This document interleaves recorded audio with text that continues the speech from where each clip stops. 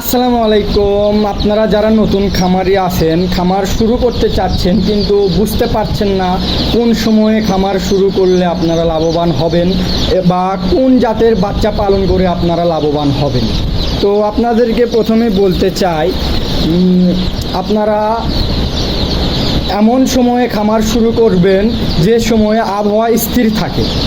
যেমন ধরেন আগস্ট মাসের মাঝামাঝি অবস্থায় থেকে সেপ্টেম্বর মাসের মাঝামাঝি অবস্থায় আবহাওয়া স্বাভাবিক থাকে। আপনারা এই সময় খামার শুরু করলে বাচ্চার রোগ হওয়ার সম্ভাবনা অনেক কম থাকবে এবং আপনারা কোন জাতের বাচ্চা দিয়ে খামার শুরু করলে লস হওয়ার সম্ভাবনা কম থাকবে।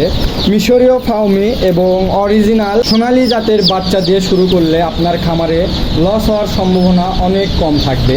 মিশরীয় ফাউমি 60 দিনে 700 থেকে 800 গ্রাম ওজন আসে। আপনারা চাইলে এটা পুরুষগুলো বাছাই করে বিক্রি করে দিতে পারেন মাংসর জন্য এবং মহিলাগুলো ডিমের জন্য রেখে দিতে পারেন। আর অরিজিনাল সোনালি মুরগির বাচ্চাও 60 দিনে 700 থেকে 800 গ্রাম ওজন আসে।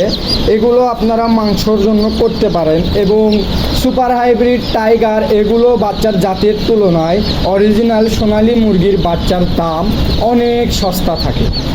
তাই আপনারা চাইলে এই দুটো দিয়ে এই সময়ে খামার শুরু করতে পারেন।